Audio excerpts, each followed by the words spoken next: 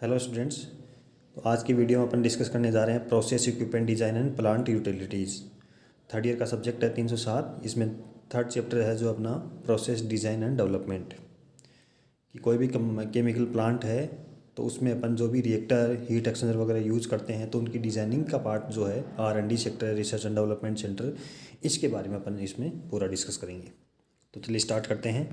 सबसे पहले है introduction, process design and development.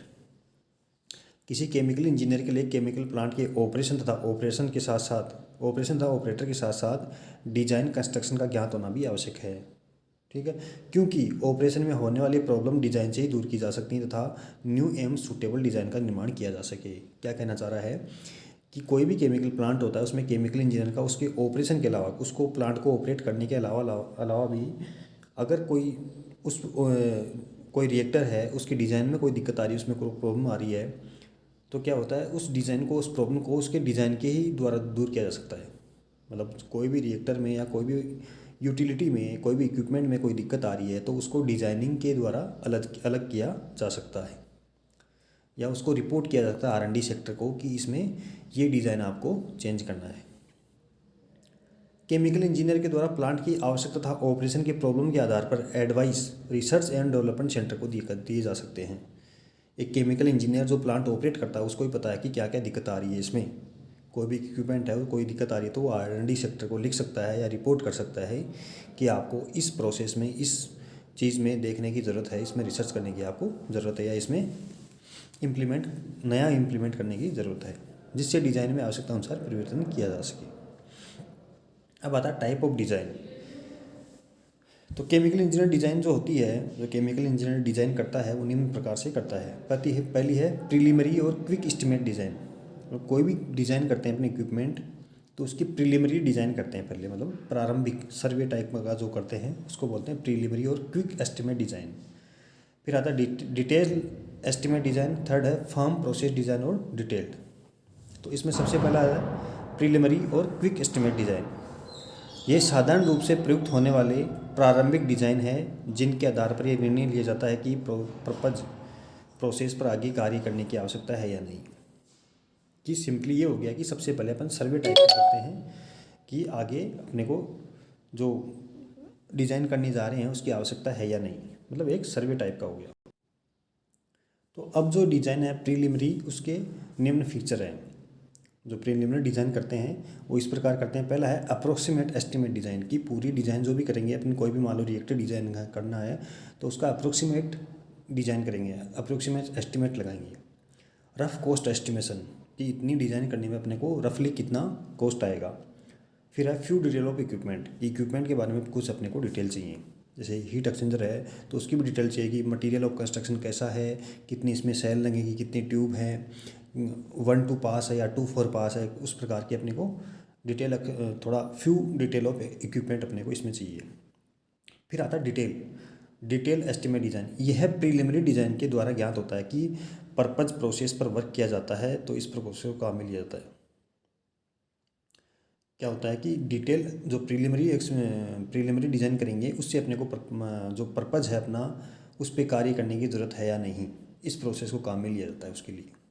इस डिज़ाइन के निम्न फीचर हैं कॉस्ट और प्रॉफिट एनालिसिस, कि कॉस्ट कितनी होगी और उससे क्या प्रॉफिट मिलेगा अपने को, वो उसका एनालिसिस किया जाता है। डिटेल्ड इक्विपमेंट एनालिसिस, इसमें अपने को डिटेल में एनालिसिस चाहिए पूरे इक्विपमेंट का, कि कितना उसमें प्रेशर ड्रॉप है, कितना टेम्परेचर है। अगर कोई हीट एक्सचेंजर की डिज़ाइन कर रहे हैं तो पूरे में उसका डिटेल अपने को इक्विपमेंट की एनालिसिस करना है। ऑक्सिलरीज रिक्वायर्ड एनालिसिस, कि इस कोई भी इक्विपमेंट है उसकी डिज़ाइनिंग के लिए अपने को क्या क्या ऑक्सिलरीज अपने को चाहिएगी। ठीक है, कोई भी रिएक्टर डिज़ाइन कर रहे हैं तो उसके सहायक उपकरण, सहायक इक्विपमेंट क्या हो सकते हैं, वो होता है ऑक्सिलरी रिक्वायर्ड एनालिसिस। उसके बाद है फर्म प्रोसेस डिज़ाइन और डिटेल डिज़ाइन।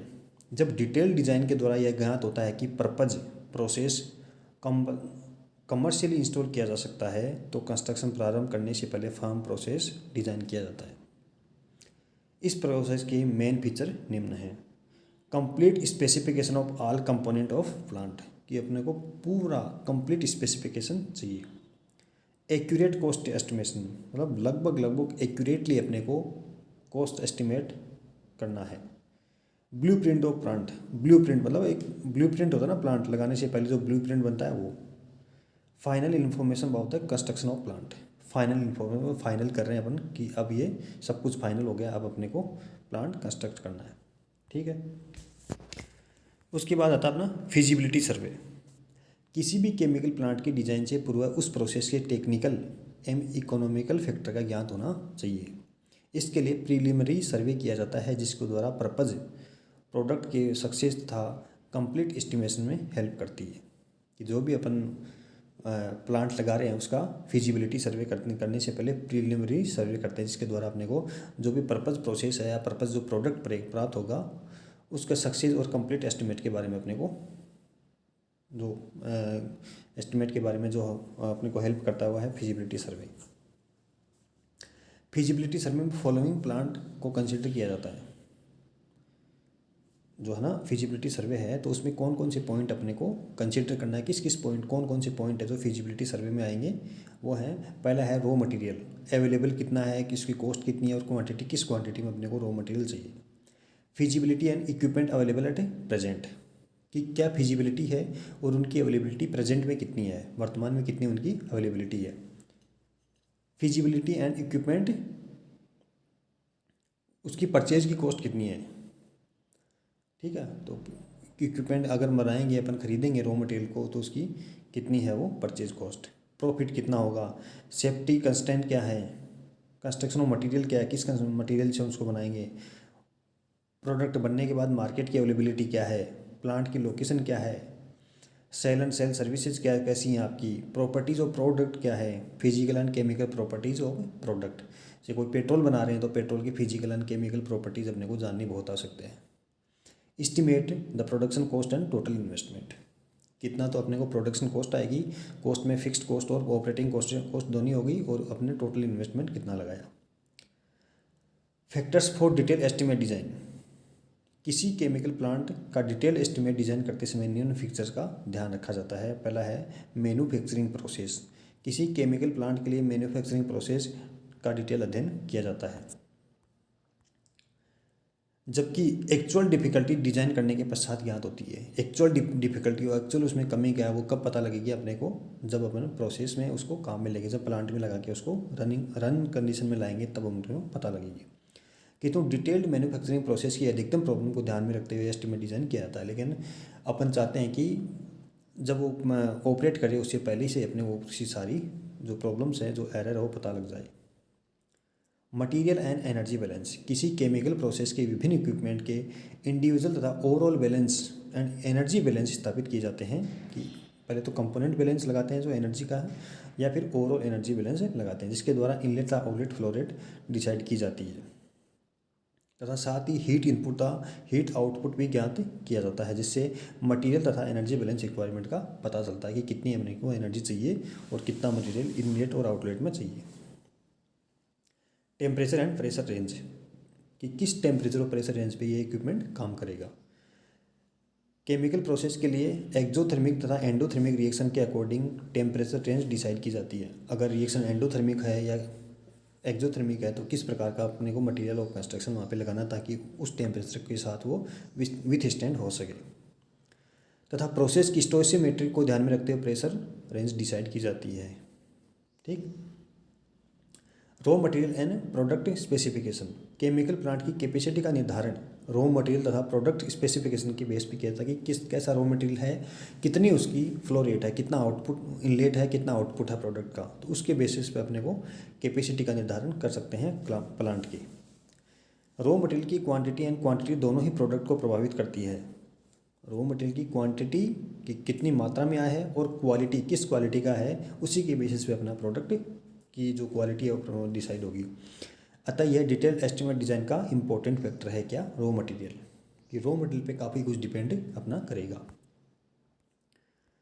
फिर आता है रिएक्शन रेट एंड यील्ड, दिए गए प्रोसेस की केमिकल रिएक्शन की स्टोइसियोमेट्री के बेसिस पर अपन यील्ड ज्ञात कर सकते हैं कि कितनी यील्ड इसमें अपने को प्राप्त होगी, तथा केमिकल रिएक्शन इंजीनियरिंग के द्वारा रिएक्शन रेट ज्ञात की जाती है। सीआरई में जो पढ़ते हैं अपन केमिकल रिएक्शन रेट, इसके द्वारा अपन रिएक्शन की रेट अपन ज्ञात कर सकते हैं कि जीरो ऑर्डर है, फर्स्ट ऑर्डर है, सेकंड ऑर्डर, कौन सी ऑर्डर की अपने को रिएक्शन हो रही है।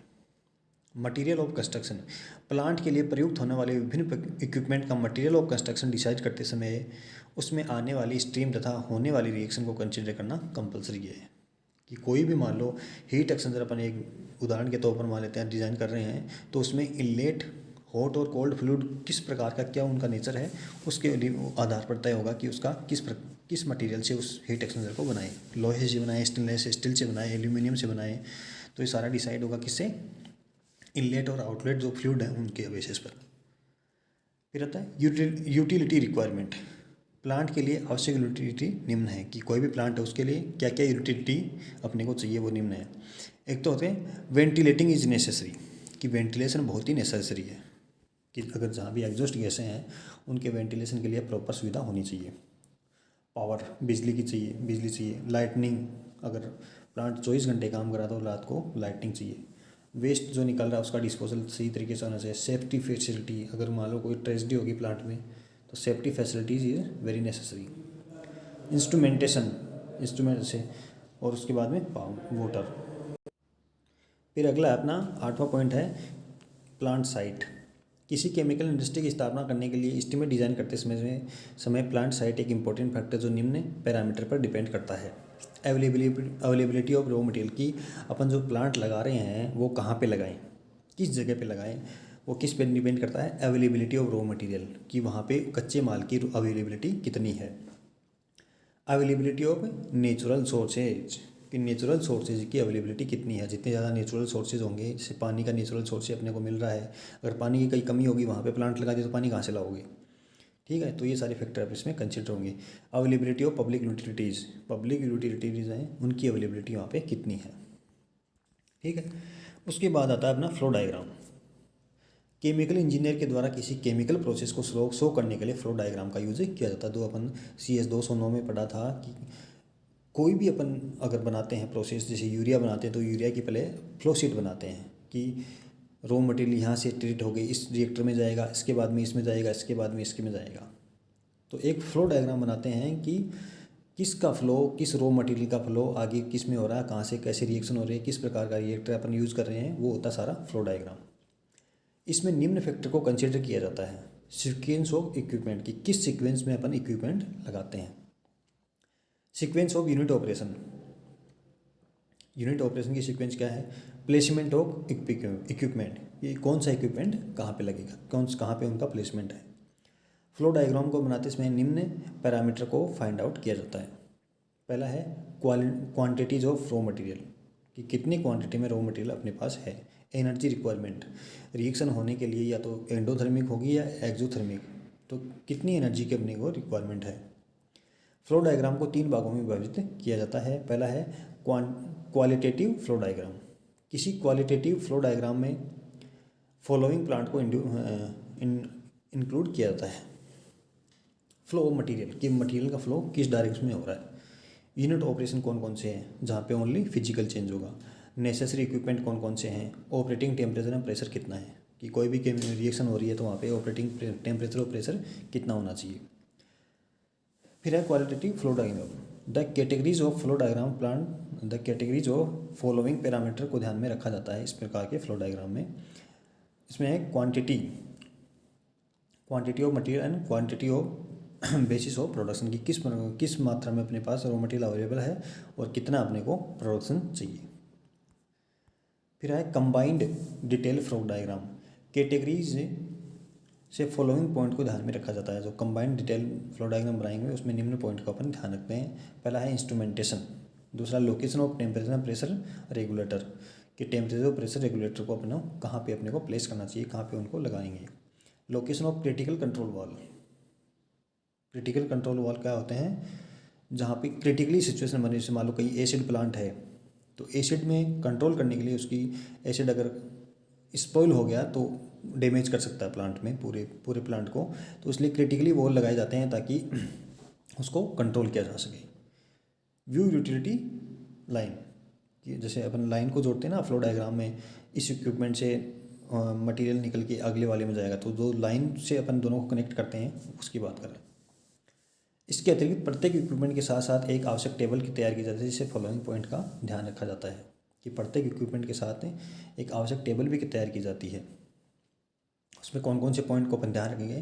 पहला स्पेसिफिकेशन, फिर है purchasing, types of fabrication, specification of construction, type of chemical involve, कि कौन कौन से केमिकल इसमें इन्वॉल्व हो रहे हैं, किस प्रकार की रिएक्शन हो रही है, किस ऑर्डर की रिएक्शन हो रही है, कितना टेम्परेचर मेंटेन करना है, कितना प्रेशर में इसमें मेंटेन अपने को करना है।